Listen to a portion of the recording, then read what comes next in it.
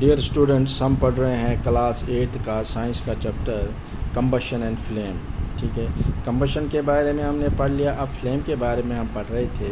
तो कैंडल की फ्लेम के बारे में हम पढ़ रहे थे कि जैसे हम पिक्चर में पहले देखेंगे कि इसके 3 पार्ट होते हैं। ठीक है, 3 जोन जिसको हम कहते हैं। सबसे पहला जो बाहर वाला होता है outer zone of complete combustion, यानी कि इसमें कंप्लीट कंबशन हुआ होता है, ये ब्लू जोन। उसके बाद जो मिडल वाला होता है येलोइश पार्ट होता है इसका कैंडल का। ठीक है, तो ये जो होता है पार्शल कंबशन, इसमें पूरा नहीं हुआ होता है। तो इंटरमोस्ट जोन जो होता है अनबर्न्ड वैक्स पेपर होता है, ये ब्लैक कलर का होता है। ठीक है, ब्लैक, येलो और इसके बाद ब्लू जोन आ गई। ये चीज़ें याद रखिए आप। तो जो बाहर वाली होती है हॉटेस्ट पार्ट मानी जाती है, सबसे गर्म। मॉडरेटली हॉट और लीस्ट हॉट जो होता है वो बीच वाला, जिसमें अनबर्न्ड वैक्स होता है। ठीक है, तो ये आ गए zones of candle flame. So goldsmiths blow the outermost zone of a flame with a metallic blowpipe for melting gold and silver.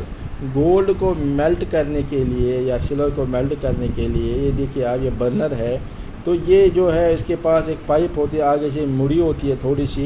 तो ये जो बाहर वाली जोन होती है इसकी ब्लू जोन, उसको ये फूंक मार कर, जिससे कि ये सोने को और चांदी को पिघलाते हैं, मेल्ट करवाते हैं। ठीक है, why do they use the outer most zone? क्योंकि ये हॉटेस्ट पार्ट है। ये चीज़ याद रखिए, हॉटेस्ट वाली जोन है तो इसलिए सबसे ज़्यादा हीट इसमें होगी।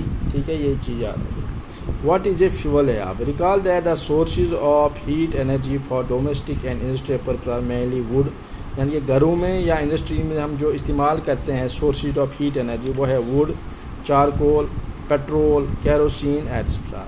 दी सब्सटेंस आर कॉल्ड फ्यूल, इनको फ्यूल कहते हैं, ईंधन। एक good fuel is one which is ready available. अच्छा फ्यूल वो होता है जो आसानी से अवेलेबल हो। ठीक है, इट इज़ चीप, सस्ता हो। It Burns easily in air at moderate rate, ये अच्छे से जल जाए मॉडरेट रेट पर। It produce a large amount of heat, एक अच्छी हीट प्रोड्यूस करना चाहिए। It does not leave behind any undesirable substance, कोई पीछे ऐश या बाकी अनडिज़ायरेबल सब्सटेंस, जैसे धुआं हुआ होता है तो पीछे बाहर नहीं छोड़ना चाहिए। तो इससे क्या होगा कि इसको हम कहते हैं गुड फ्यूल। गुड फ्यूल की खासियत है, characteristic. So there is probably no fuel that could be considered ideal fuel. Ideal fuel तो हम पूरा तो नहीं कह सकते किसी को। We should look for a fuel which fulfil most of the requirement, लेकिन मोस्ट रिक्वायरमेंट पर्टिकुलर यूज़ के लिए जो चीज़ें होती है उसको हम कह सकते हैं good fuel. Fuels differ in their cost, some fuels are cheaper than other. कुछ फ्यूल महंगे होते हैं, कुछ सस्ते। Make a list of fuels familiar to you, जैसे अब आप जहाज़ों में इस्तेमाल करोगे फ्यूल, वो तो महंगा होगा क्योंकि क्लीन फ्यूल है वो।